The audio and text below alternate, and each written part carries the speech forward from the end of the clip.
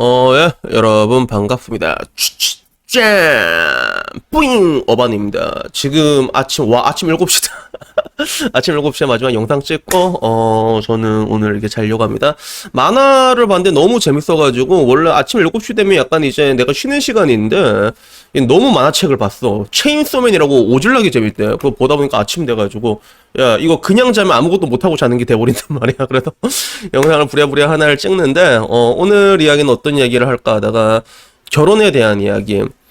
결혼의 실패라고 하면 보통 이제 이혼이라고 할 수 있잖아요. 근데 이 몇 살 때 결혼을 하느냐에 따라 가지고도 결혼의 성공률과 실패, 정확히 말하자면 성공의 여부는 측정하기 힘들지만 실패의 여부는 확실하게 이혼율로 측정이 가능하잖아. 그래서 오늘은 몇 살 때 결혼하면 가장 성공률이 높고 몇 살 때 결혼하면 가장 실패율이 높은지에 대해서 이야기를 하려고 합니다.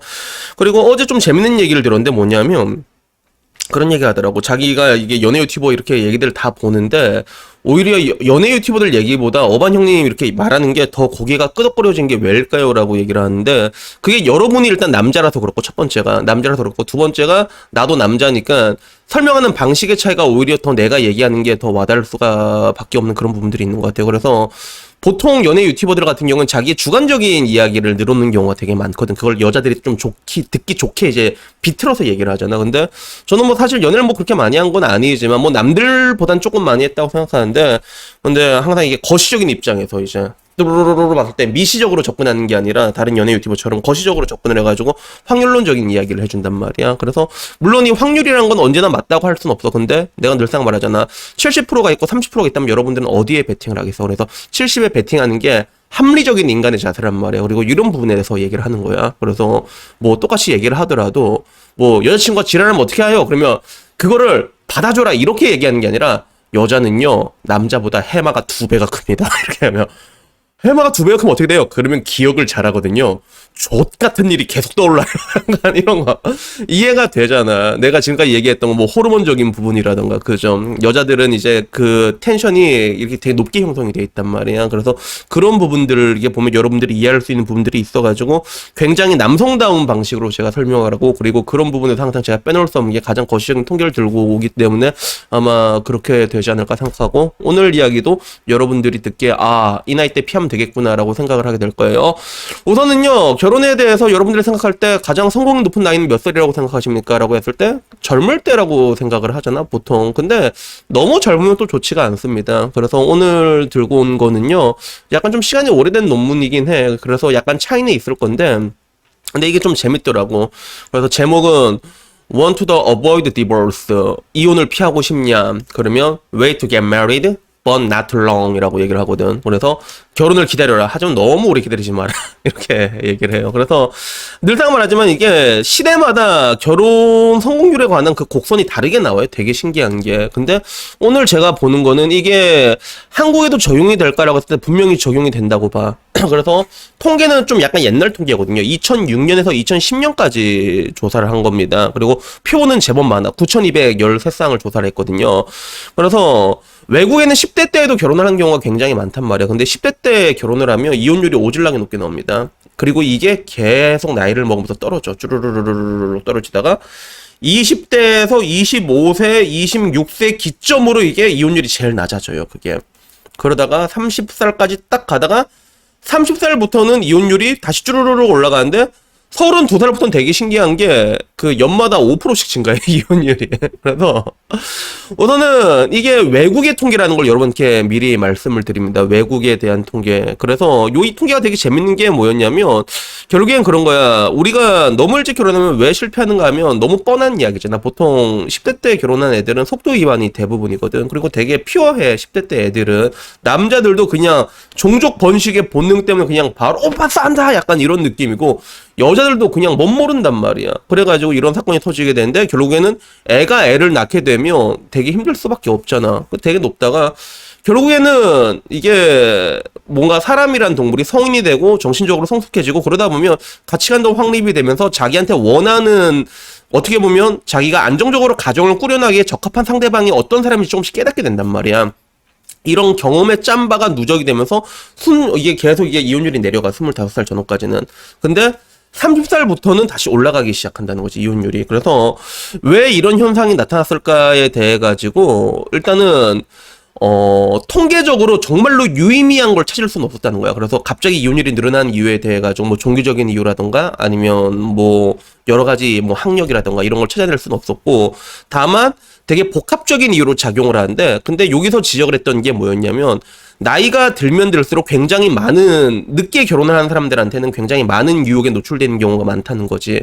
유혹의 거리라고 해야 될까? 예를 들어 우리가 만났던 파트너들도 굉장히 많고, 경험이 많다는 건 어떻게 보면 너무 많은 건 득이 될 수가 없거든, 사실. 그리고 굉장히 또 쉽게 문란해질 수도 있고, 이런 부분들이 있고. 그리고 두 번째 이유가 되게 재밌었어. 두 번째 이유는 뭐냐면, 이 논문에서 말한 게, 통상적으로 30살이 넘도록 시집장가를 안 간 새끼들은 제정신 있는 놈들이 없다. 약간 이런 식으로.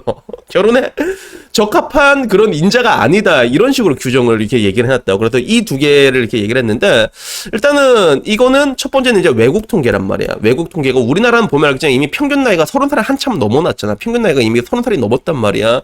그래서 이런 것들을 대한민국에 적용시킬 수 있을까라고 했을 때는 완벽하게 적용은 못 시킨다고 봐. 그리고 이게 일어나자는 10년 전이란 말이야. 10년 전. 강산도 변한단 말이야. 10년이면. 그런 것들이 있는데, 근데 하나 확실한 건 뭐냐면 그런 것 같아요. 결혼이라는 것들이 우리가 뭐 나이가 들면서 성숙해지면서 늦게 하면 할수록 되게 이게 되게 성공적으로 될 거라 생각하지만, 근데 주변을 보게 되면 확실히 이게 맞아. 너무 빨라도 안 좋고 너무 늦어도 안 좋단 말이야. 너무 늦어도 안 좋은 것 같아요. 그래서 너무 늦은 경우는 가장 일반적인 게, 뭐 한국에서는 뭐 이게 비교 대상들이 너무 많이 많아지고, 그리고 여자한테 비교 대상이 많아진다는 거는 굉장히 안 좋은 거거든. 그리고 통상적으로 여자한테 비교 대상이라고 하면, 우리나라는 늦은 나이에 결혼하다 보니까 자기가 인생의 전성기 때 만났던 남자들한테 이게 고정이 돼 있단 말이야. 상대적으로. 그리고 30대 때 만난 남자보다는 20대 때 만날 남자가 좀 이게 상단에 위치할 확률이 높다는 것들이지. 그래서 요런 부분들이 작용이 된다는 거예요. 그래서 저는 뭐 여러분들에게 얘기를 하고 싶은 게, 근데 하나 확실한 거는 앞으로가 시간이 지나가지고 지금 측정하게 되면 이혼율이 아마 이때보다 훨씬 더 높게 나오지 않았을까라는 생각이 들어. 그래서 이 논문에서 마지막에 얘기했던 부분들이 있잖아. 첫 번째 부분은 뭐냐면, 나이가 들면 들수록 약간 유혹적인 부분들은 노출될 확률이 되게 높다라는 부분, 이거랑, 그리고 두 번째, 애초에 늦게 결혼한 놈들은 결혼에 적합한 인간들이 아니다. 인간 군상이 아니다. 약간 이런 식으로 얘기했는데, 한국은 이미 결혼 나이가 엄청 많이 지나 있잖아. 근데 요기에 해당되는 분들이 굉장히 많아. 그래서 가령 예를 들면 내 친구 같은 경우는 서울에 살던 애들이 있잖아. 서울에 사는 애들은 실제로 뭐 보면 뭐 틴더 이런 거 해가지고 그냥 심심하면 만나서 그냥 한번 bun가 떡 한번 치고 그냥 유야무야 끝내더라고. 처음 만나가지고 그냥 뭐 다들 뻔한 얘기 하잖아. 뭐 저 이런 데서 사람 잘 안 맞는데 이렇게 얘기하다가 두세 번 만나면 자연스럽게 bun가 하고 헤어지고. 이런 생활이라는 게 굉장히 비일비재하게 일어나고 있어요. 지금 와서 세상은 점점 더 문란해지고 있단 말이에요. 그리고 이런 식으로 됐을 때 결혼 생활을 유지하려면 사람이 내적으로 강해하면 상관이 없는데, 문제는 현대사회의 사람들은 점점 약해지고 있다는 거죠.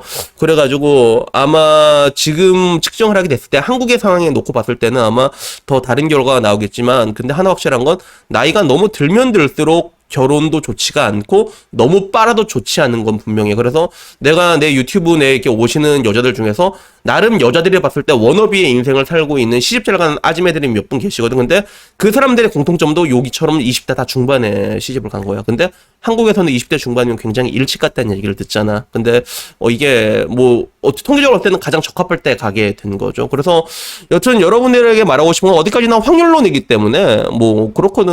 뭐 얻어 걸린 사람들 많아. 늦은 나이에도 결혼해서 잘 사는 사람들이 있지만, 근데 통계적으로 봤을 때는 이 정도가 된다.